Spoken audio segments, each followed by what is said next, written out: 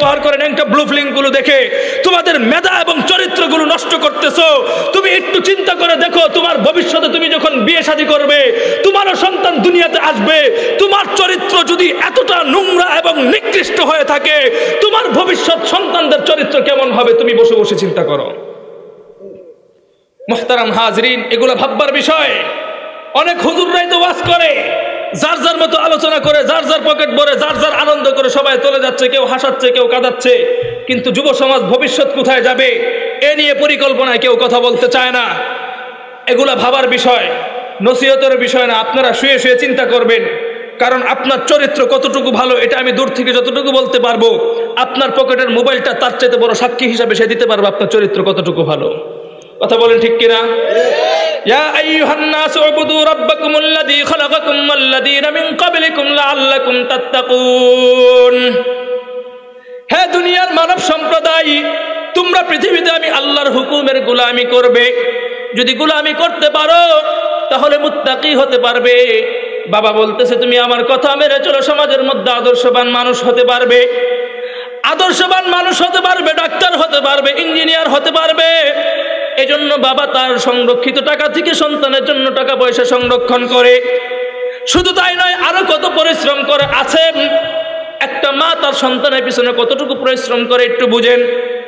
তুমি যখন ছোট ছিলে, ছোট থাকার পরে তোমার মা তোমাকে পাশে নিয়ে যখন ঘুম যাইতো, এমন সময়ে রাত্রে যখন 12টা সাড়ে 12টা বাজে, একটা ছোট শৈশবকালের শিশু মায়ের ডান পাশে প্রস্রাব করে দেয়। মা এই হঠাৎ করে সজাগ পাওয়ার পরে মা যখন দেখলো বাচ্চাটা ডান পাশে প্রস্রাব করে দিল, মা বাচ্চাটাকে উত্তোলন করে হাতের বাম পাশে নিয়ে যায়। বাম পাশে নিয়ে যাওয়ার পর কতক্ষণ পর আবারও বাচ্চাটা চিৎকার দিয়ে উঠে। উঠার পরে মা তাকিয়ে দেখে বাচ্চাটা আবারও প্রস্রাব করেছে। এভাবে তার রাত কাটে। মা যখন পুরো বিছানা প্রস্রাবে ভরিয়ে ফেলে, তখন শেষ মুহূর্তে মা সিদ্ধান্ত নেয় বাচ্চাকে বিছানার মধ্যে আর জায়গা দেওয়া যাবে না। একজন দুঃখিনী মা তার বুকটাকে সন্তানের জন্য উন্মুক্ত করে দেয়। সারা রাত্র সন্তান এখানে ঘুমায়। এমন শীত, কনকনে শীত, যেই শীতের মধ্যে মানুষ ওযু করে নামাজ পড়তে যায় না। সন্তান তুমি এমন শীতের মধ্যে রাত্রে 3টায়, 3:30টার দিকে তুমি তোমার মায়ের বুকের মধ্যে, উন্মুক্ত বুকের মধ্যে প্রস্রাব করে দিয়েছিলে।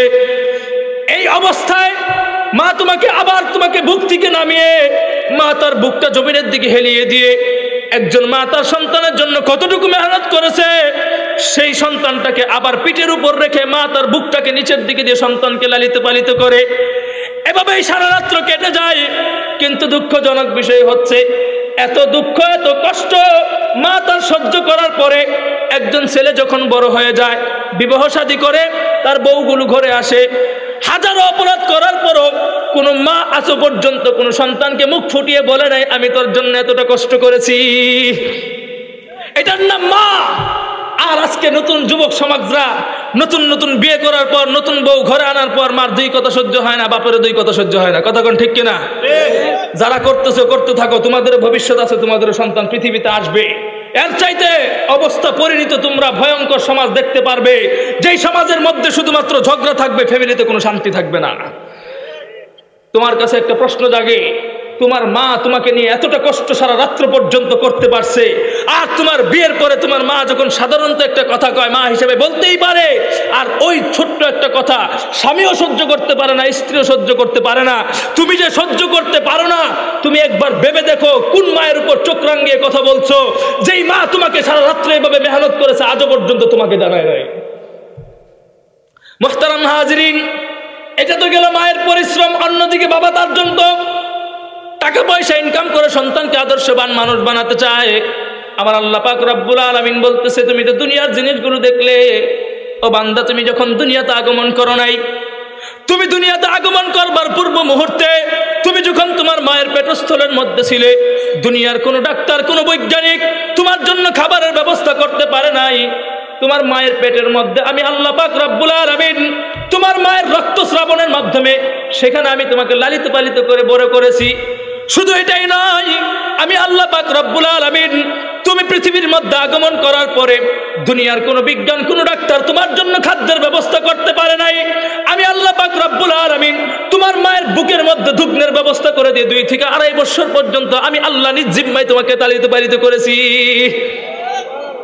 শুধু এটাই নয়, তুমি যখন আস্তে আস্তে বড় হতেছিলে, বড় হওয়ার পরে যখন তোমার মুখের মধ্যে নতুন নতুন চাহিদা তৈরি হয়, আমি আল্লাহ পাক রব্বুল আলামিন বাংলাদেশের মধ্যে সোনালী ধানগুলো তোমার জন্য ফসল করে দিয়েছি। বান্দাগো, তোমার চোখের মধ্যে এই দৃষ্টি বাসতে পারে, তুমি লোক দিয়ে কর্মচারী দিয়ে জ্বালাগুলো লাগিয়েছিলে, ক্ষেতগুলো তৈরি করেছিলে। বাস্তব যদি তোমার কাছে এমন প্রশ্ন মনে হয়, তাহলে আমি আল্লাহ তোমাকে একটা জবাব দিতে চাই। সেই জবাবটা হচ্ছে এই, তুমি হাজার সুন্দর সুন্দর বনফুলের মতো যদি ধান ক্ষেতগুলো তৈরি করো, আমি আল্লাহ চাইলে একদিনের এক বৃষ্টির বজ্রঘাতের মাধ্যমে গোটা বাংলাদেশের সব ধানগুলো চিটে বানিয়ে দিতে পারি। আমি আল্লাহ করি নাই, তোর জন্য নিয়ামত হিসাবে রেখেছি, তুই খাবি বান্দা, খা, কোনো সমস্যা নাই। এরপর ভাত খাওয়ার রুচি যখন তোমার ভিতর থেকে কিছুটা পরিবর্তন হলো, তখন আমি আল্লাহ পাক রব্বুল আলামিন তোমার জন্য কালো কুসকুসে জামের ব্যবস্থা করলাম, তোমার জন্য লেচুর ব্যবস্থা করলাম। এরপরও দেখবেন টিপাইবাদ মুখের মধ্যে পানি নিয়ে মাঝে মধ্যে আন্দোলন হয়, ইন্ডিয়ার পানি বাংলাদেশে আসতে দেয় না। বাংলাদেশের জনগণ মনে করে টিপাইবাদের পানি যদি আমাদের দেশের মধ্যে না ঢুকে, তাহলে আমরা হয়তো মাছ খাইতে পারবো না। এজন্য দেখবেন আল্লাহ পাক রব্বুল আলামিন বলতে চায়, ও বাংলাদেশের মানুষ, তোমরা এই নিয়ে কল্পনা করতেছো, আনজালনা মিনাস সামাই মাআন ফাখরাজা বিহি মিনাস সামারাতি রিজকাল লাকুম। হে বঙ্গদেশের মানুষ, জয় বাংলার মানুষ, তোমরা শুনে রাখো, তোমরা যে মনে করতেছো ইন্ডিয়ার পানি যদি আমাদের দেশে না ঢুকে মাছ পাবা না, আমি আল্লাহ পাক রব্বুল আলামিন বাংলাদেশের ধান ক্ষেতের মধ্যে বৃষ্টির পানির মাধ্যমে, শিলাবৃষ্টির ডাকের মাধ্যমে ধান ক্ষেতের মধ্যে যেই কালো কুচকুচে শিং মাছ আর কই মাছগুলো তৈরি করে দেই, এগুলো ইন্ডিয়ার মানুষ খাবে তো দূরের কথা, কোনোদিন কল্পনা করেও দেখতে পারে না। তোমরা কিসের নিয়ামত নিতে চাও? আমি আল্লাহ তোমার সম্পূর্ণ নিয়ামতের ব্যবস্থা করে দিয়েছি।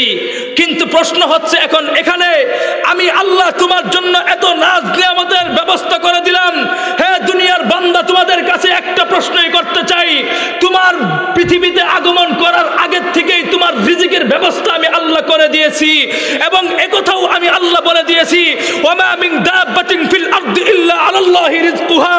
তোমার মৃত্যুর আগ পর্যন্ত তোমাকে কিভাবে লালিত পালিত করতে হয় সেই জিম্মাদারি আমি আল্লাহ নিয়েছি।